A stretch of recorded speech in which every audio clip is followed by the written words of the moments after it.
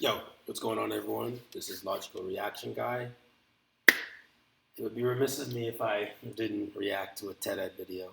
This one just came out, so it's going to be scientists are actually building an elevator to space. Now, if you don't know, there are a number of reasons why humans would be interested in Earth. One that I see that's directly applicable is being able to directly extract solar energy um, before it hits the Earth's atmosphere and then directly transferring that energy to Earth. And that would be one way to be able to get a much stronger source of energy that would be able to fuel our planet without the need for burning fossil fuels. So let's check this video out and see if that has any relation to this. So, play this.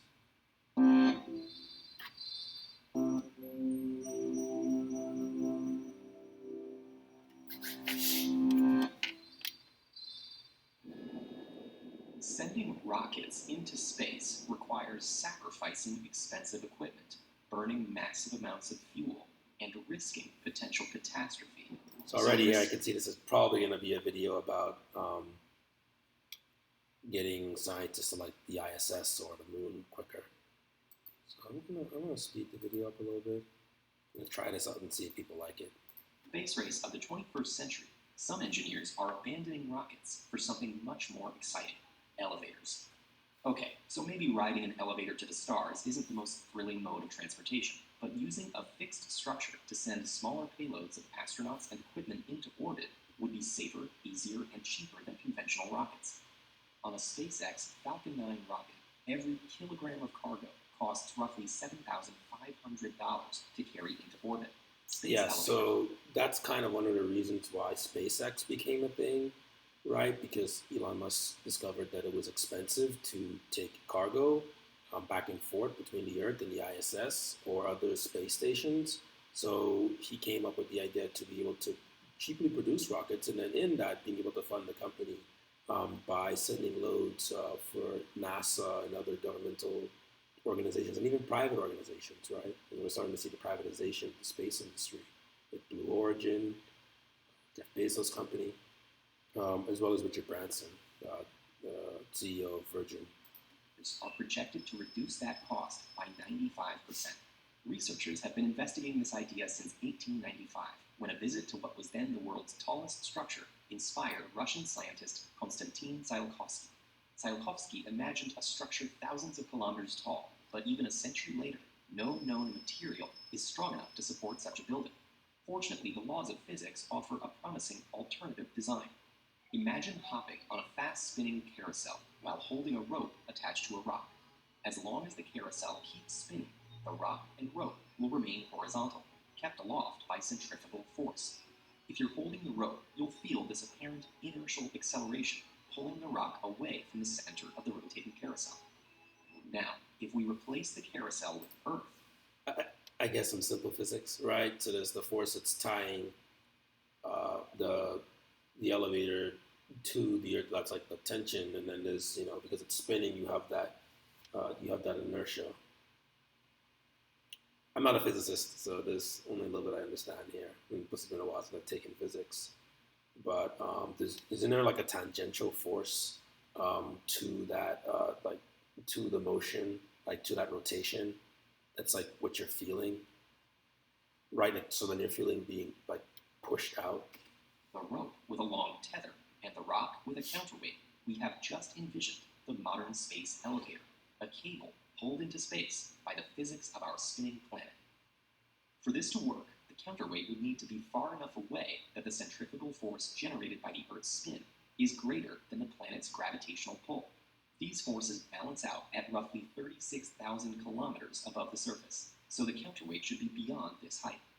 Objects at this specific distance are in geostationary orbit, meaning they revolve around Earth at the same rate the planet spins, thus appearing motionless in the sky.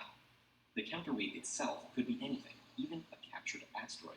From here, the tether could be released down through the atmosphere and connected to a base station on the planet's surface. To maximize centrifugal acceleration, this anchor point should be close to the equator, and by making the loading station a mobile ocean base, the entire system could be moved at will, allowing it to maneuver around extreme weather and dodge debris and satellites in space. Once established, cargo could be loaded onto devices called climbers, which would pull packages along the cable and into orbit. These mechanisms would require huge amounts of electricity, which could be provided by solar panels or potentially even nuclear systems. Current designs estimate that it would take about 8 days to elevate an object into geostationary orbit, and with proper radiation shielding, humans could theoretically take the ride too. So what's stopping us from building this massive structure? For one thing, a construction accident could be catastrophic. That'd be interesting. I wonder. So, radiation shielding. But obviously, that's because the solar rays out there are quite powerful. You can't see it per se, but it is quite powerful. So I'm wondering if there's any technologies that be able to handle that, the radiation that is, and provide proper shielding. Right. But the main problem lies in the cable itself. In addition to supporting a massive amount of weight, the cable's material would have to be strong enough to withstand the counterweight's pull. And because this tension and the force of gravity would vary at different points, its strength and thickness would need to vary as well.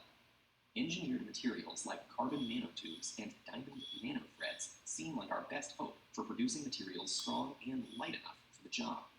But so far, we've only been able to manufacture very small nanotube chains. Of course, 2D materials to the rescue. Somewhere with weaker gravity. Space elevators based on Mars. So I did research on 2D materials for my PhD. Not necessarily on their structure or design, but using it for other applications. So it's exciting to see that things like carbon nanotubes and diamond nanostructures can be used for these types of purposes. Are already possible with existing materials, but the huge economic advantage of owning an Earth-based space elevator has inspired numerous countries to try and crack this conundrum. In fact, some companies in China and Japan are already planning to complete construction by 2050. So once we've extended ourselves into space, what would it take for human? I'm curious, which one do you think is more important? Trying to build a space elevator or tackling other issues that are more important on Earth. Let me know what you think in the comments. Let's talk about this further, and I'll see you guys for another video. I might stream tonight, but probably not. But feel free to check out some other videos. Comment, let me know what you're thinking, what you'd like me to react to next. For now, logging out, this is LRG.